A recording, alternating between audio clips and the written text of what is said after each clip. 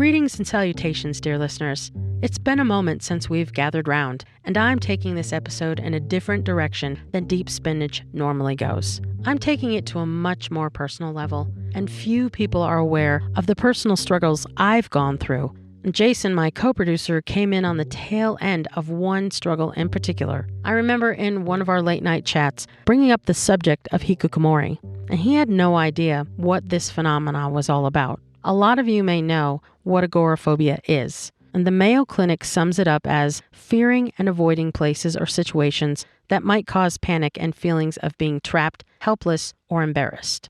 And I'll add to that, and then a full-on panic episode, a panic attack. And I'm sure many of you have heard or even experienced panic attacks in your lifetime. Generalized anxiety disorder, panic disorder usually follow in suit with the diagnosis of agoraphobia. I myself suffered all three along with PTSD, and I had been diagnosed with other things, but all were incorrect. And eventually I found an amazing psychiatrist who straightened all of this out for me, so to speak. He worked with me diligently for 13 years, and I miss Dr. Grasso every day. He was not just my doctor, but also an amazing mentor in my life in general. Jason and I knew each other in high school, but we were really getting to know each other all over again when our lives collided about 3 years ago. And I think on some level, I was testing the waters to see if my new friend was going to think I was insane because I suffered from this level of anxiety in my past. So mentioning the plight of the Hikikomori, I thought it was a good intro, good testing waters.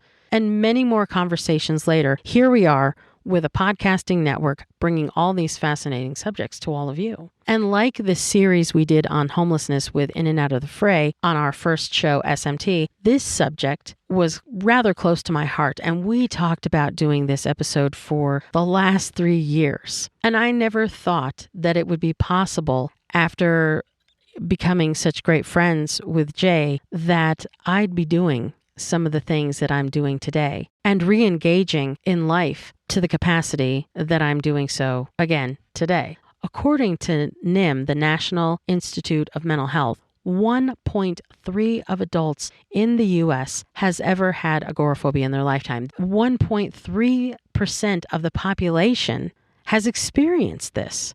And what I found concerning was that one of their studies showed that 10.4% of adults over 65 right here in the U.S. have agoraphobia. They're actually suffering agoraphobia now in their later years. That's a lot of people. That is a lot of people in elder years who are suffering from this. And I thought about it and I thought, well, maybe it has something to do with the fact that many loved ones have passed. Elderly people are often isolated, so maybe that has something to do with it. And then it becomes a pattern. I do have a family member whose life was kind of upturned, and a major change came to a head. This family member moved to a new home after living in their last home for over 40 years. And I have to say, I can kind of see why older people might actually have a problem in their later years because of all the transition, all the change may trigger this level of anxiety. And the family member that I'm speaking of, they don't go out too much anymore. I think the transition that they went through selling their former home of 40 years, moving into a brand new build, having all kinds of different lifestyle changes, I have to admit, I've watched my loved one change and cease to engage with friends, to cease to engage in just activity in general. And is very much, although this person lives with other family members, is still very isolated. So I can see where this would be a problem. And since learning about this statistic, I began comparing it to the statistics on the Hikikomori, a phenomenon that was first recognized in Japan in about 1998 by a Japanese psychiatrist, Tamako Sato. I hope I'm not butchering that name, but he wrote a book, Social Withdrawal, Adolescence Without End. I first became aware of this phenomena in around 2011 when I saw my first YouTube video about it. Young people, predominantly male at the time, who would suddenly just withdraw from society, stop going to school or their jobs, or who would just hole up in their own little world in their room. I even saw videos of people putting newspaper on the windows to keep the light out. They were so adamant about withdrawing from the world, even viewing the world was not something that they wanted to do. And so then there was also the worry that came with their families who were financially supporting them, and the overwhelm of their parents of how they could possibly help their kids who suddenly just stopped participating in life. When first speaking about this with Jason, he seemed more fascinated than anything, so I came clean about my own struggles. And all this time, I have wondered if there was a significant correlation between my experience and that of the Hikikomori. And Jason and I thought this could be really not only fascinating to hear about, but also hopefully help some of you not feel so alone in any struggles that you guys have. So finally, after several years, I was so fortunate to speak with the leading psychiatrist here in the U.S. whose expertise is in understanding and researching Hikikomori, Dr. Alan Teo. Dr. Teo is the Director of Education at the Center to Improve Veteran Health Involvement in Care, located at the VA Portland Healthcare System. He is also an Associate Professor in the Department of Psychiatry at Oregon Health and Science University. A practicing psychiatrist, he is also author of nearly 100 peer-reviewed medical journal articles and is a leader in the research of the diagnosis and treatment of Hikikomori. Please join me in this fascinating conversation with a very special guest, Dr. Alan Teo.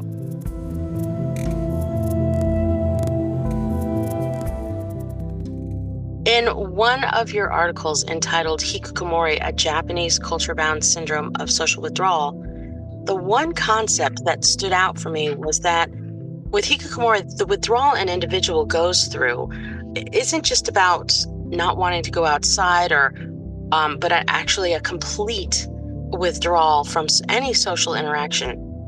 Whereas with agoraphobia, people don't necessarily stop talking with others. They actually keep in communication, especially since the onset of online, communication and everything. But, their struggle is with panic attacks and things like that. And it doesn't sound like Hikikomori are necessarily panic or anxiety ridden. They just kind of, they shut down internally. What are your thoughts on this? Yeah, it's a great question, Ariel, and a few things come to mind. First of all, Hikikomori is distinct from agoraphobia and is distinct from other anxiety disorders. That said, we do see people that are suffering from Hikikomori often do have anxiety symptoms, right? So they commonly, we call this co-occurrence or comorbidity is kind of a maybe a not very pleasant sounding term, but a sort of a medical term that we use. So we often see this where certain conditions will overlap, and maybe even clients or patients or others may have this experience of having depression as this at the same time as anxiety. So we see this too with Hikikomori. There's an overlap. But you're exactly right, Uriel. It's not the defining feature of Hikikomori is not an anxiety or a phobia. It's just something that sometimes comes along with it. The other thing that I'll point out, so point number 2, is that Hikikomori is not 100%, complete and total social withdrawal. That's actually been sort of a point of misunderstanding sometimes. Okay. And it may be, I'm not sure why, but it may be that sometimes the publicized cases or things that have been portrayed in the media are those most extreme versions of folks that have not had the ability to come out of their home at all. And I published actually my first experience treating a patient with Hikikomori when I was doing my residency training was someone who had been in more that severe condition. But we've actually, in some of my more recent work, and I'm happy to link to it, or we can link to it if it's helpful, but we've actually defined, we've revised or tried to clarify our definition Mhm. of hikikomori. And in the definition, I talk about how there's these different levels of going out of the home. So the takeaway message is that a person, according to the definition that I propose that we use now, you can go out of the home and still be experiencing this condition that we call hikikomori. It's hikikomori is a form of social withdrawal, but not necessarily completely shut in one's home. So I think that's the other key point. Okay, so when perhaps they venture out into the world, they're still not really interacting with people. It's more like a social self-isolation. Exactly. There's components of going out, but not really interacting, or maybe going out and not getting in any enjoyment. Right? As humans, like we evolved as social creatures. We evolved in kin groups and tribes, and that helped us sort of evolve as humans. So it not only helpful for our survival, but many people can relate to some of their best times in their life being social times spent together. So when we've interviewed, individuals with hikikomori in Japan, but elsewhere, there's this understanding that people might be going out, but not getting the enjoyment that they would expect or want or that they used to have. And it's not considered, going off questions a little bit, but it's not Sure. considered really a spectrum disorder like autism then. Because it kind of sounds a little bit like that. Yeah, again, there are some features of overlap. We do see some individuals that really struggle with social skills or making eye contact. So there can be some features. We do see hikikomori as being more common. And when it's been studied in terms of how common it is in the population, we see that it tends to be more often seen in men or detected in boys and males. That seems to be a feature that's similar with autism spectrum disorders. I would say again that again there is a similarity or this idea that there is a spectrum in severity, the degree of severity of hikikomori. So sort of mild in this revised definition that we've had, we talk about sort of mild, moderate, or more severe forms of hikikomori. The criteria I read through, especially in the article Family Features of Social Withdrawal Syndrome, hikikomori symptoms often present early on in adolescence or early adulthood, whereas agoraphobia or other disorders, they can present at just about any age. But this seems, I may be wrong, but in all the experience I have speaking with other agoraphobes that I've had experiences with, it seems a lot Mhm. of them here suffering in the US, they tend to be female and they don't live with their family. I mean, they have their own family, they're married. Sometimes this Mhm. happened after the marriage and kids came, and it seems to have a stronger grip, agoraphobia does, on people who are disabled with this. But Mhm. hikikomori sounds like it's a short-term uh, episode, or it can be. And a few of the videos that I saw of people suffering with this, some of them are now leading lives and working, and I found that very interesting. So would you say that hikikomoris perhaps have a better prognosis than people suffering with agoraphobia? Yeah, I think it's a mixed picture with hikikomori. So there's and with many things that have these social, dimensions, social factors, it's a complicated picture. So a couple points come to mind.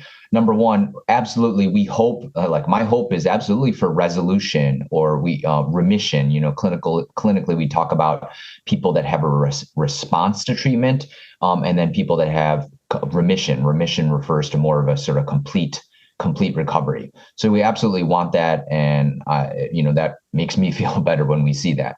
At the same time, again, it is a complicated picture where we have many individuals where it is a chronic condition. And in fact, in Japan, where hikikomori was first formally described, there's been this concept of, I think they call it 80-80-40, but the idea that people with hikikomori may have been sort of had it from a young age, as we've talked about, and persisted into now their 40s. They're getting into their mid-adulthood, and their parents. You referenced sort of it's more common to have a multi-generational family structure. So their parents are in their 80s, and so they're in Japan. There has been this concern that as individuals with hikikomori have had this for a really long period, their parents are getting to the age where they may be passing away, right? And so Right.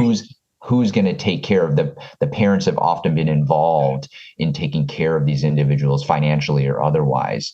So it can be very persistent. It can also take many years to be detected. Like one of the classic studies that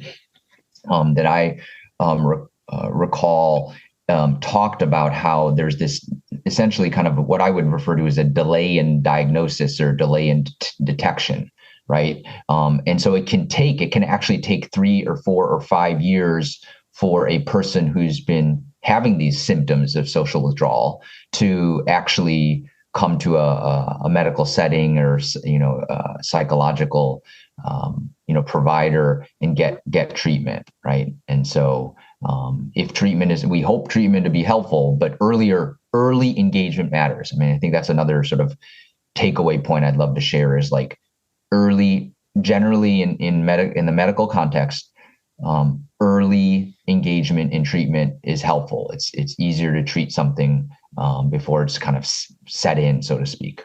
And that kind of leads into the next question, that other countries are identifying this outside Japan. But, when it was first mentioned at one point that the hikikomori was perhaps something that was more that term, which is why I was trying to get to, is it really different from all these other anxiety disorders? And it does sound like it is a completely different animal, but that they use this term that is lesser than a medical diagnosis of mental illness. But if we're thinking also outside Japan, are there a lot of cases like in the US? And even if somebody sought out treatment early, as you're saying, would a psychiatrist here recognize and be able to treat this disorder? Yeah, a fascinating set of questions. So we do know that number one, absolutely, hikikomori has been detected, described by myself, my colleagues that I work with, and others, really all around the world. So and really distinct cultural settings. So I've worked with colleagues in Spain, Italy, Turkey, other places. In particular, I'm thinking of Spain, where one of my psychiatrist colleagues has worked in sort of worked as a psychiatrist where they go out into the community, go out into the homes and help people, which I think is the kind of approach that we need for this. Meet people where they are rather than necessarily assume that they're going to be able to come to the clinic or the hospital, right? So, yeah, we do see this really all over the world. We don't know exactly how common it is in the United States. We know that it definitely exists, but there hasn't been what we call like an epidemiologic study or a prevalence study in the United States. That's actually one of the things I've in my sort of non-existent spare time. One of the things I've wanted to do is try and do a robust study of that in the U.S. So if there's individuals that are interested in that sort of scientific work, let me be in touch. But we do know it absolutely exists here. The other thing I'll just say is that I think there are also folks that you mentioned sort of how the term, whether people refer to it as a diagnostic term or not. I think it's interesting in some places. This has maybe changed a little bit too over time, where I think it used to be a less stigmatizing term, a softer term, so to speak, in Japan. But now that's changed a little bit, and we can touch on that briefly if it's helpful. But words tend to have a life of their own, right? And some people in the United States have identified, they'll refer to it as hiki, like just hiki, Hiki, as sort of a shortened form. And so words and meanings change over time, and that's what makes humans interesting. Is our culture continues to evolve, our language evolves, and the thing that's a priority to me, whether we call it a diagnosis or not, the most important thing is just trying to help people. If people are looking to find meaning in their social connections and restore meaning to them, that's what I hope we can help with. Right. Well, just to touch on one of the other articles that you sent over, which I thought was fascinating, was the use of social media to study. And I thought that was really interesting. Like, whoa, I never thought of it as being used as a tool like that. But in this day and age, yes, absolutely. Right. Yeah, absolutely. If there's ways that we can leverage that and help people, again, connect or reach out for help, etc. I cannot thank you enough for speaking with me today and raising more awareness about this disabling condition. I know a lot of people out there do not understand when people shut down or feel the need to shut the world out. And with the world changing at such a rapid pace, sometimes mental health is assumed that it's an indulgence, when in reality, our ability to address and care for our own mental health is crucial to creating a fulfilling life. So your work is so important, and I will make sure to include all of your links, anything you would like me to, in our show notes. And is there anything else you would like to leave our listeners with? No, I think you ended it on a nice note there. So thank you for caring about this and trying to do your piece to help people too. Thank you. Thank you so much.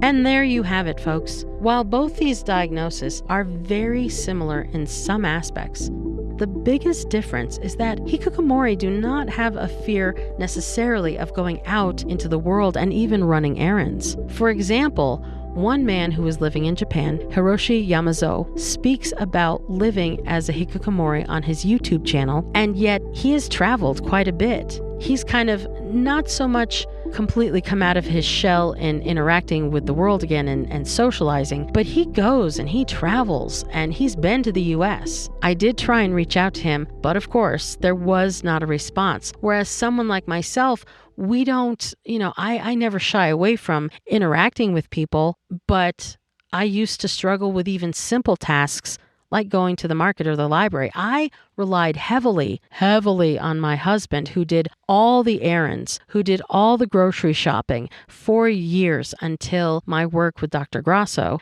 And finally, on a very real level, overcoming much of my agoraphobia. But Jason was actually instrumental in helping me overcome my panic to go to Denver. I mean, bigger trips that I didn't think I would ever participate in again.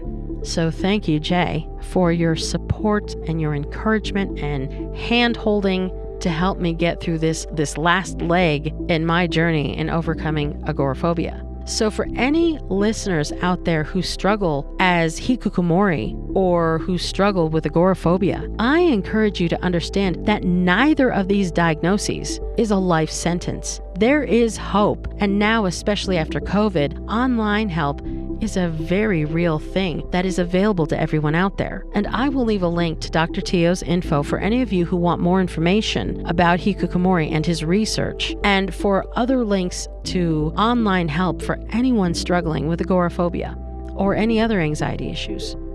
You are so not alone in this.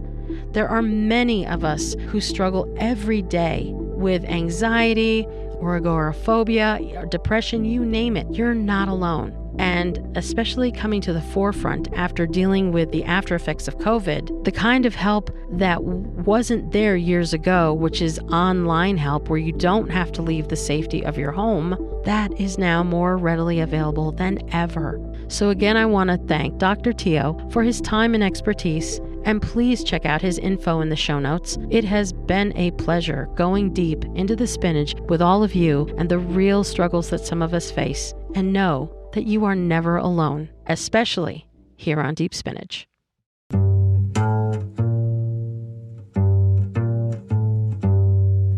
We hope you've enjoyed this edition of Deep Spinach.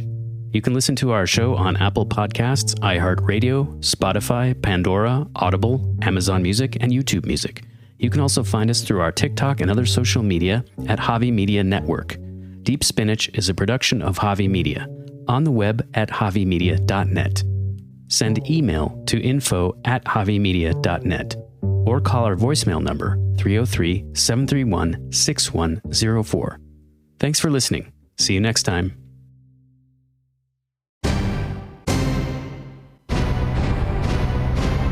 Javi Media.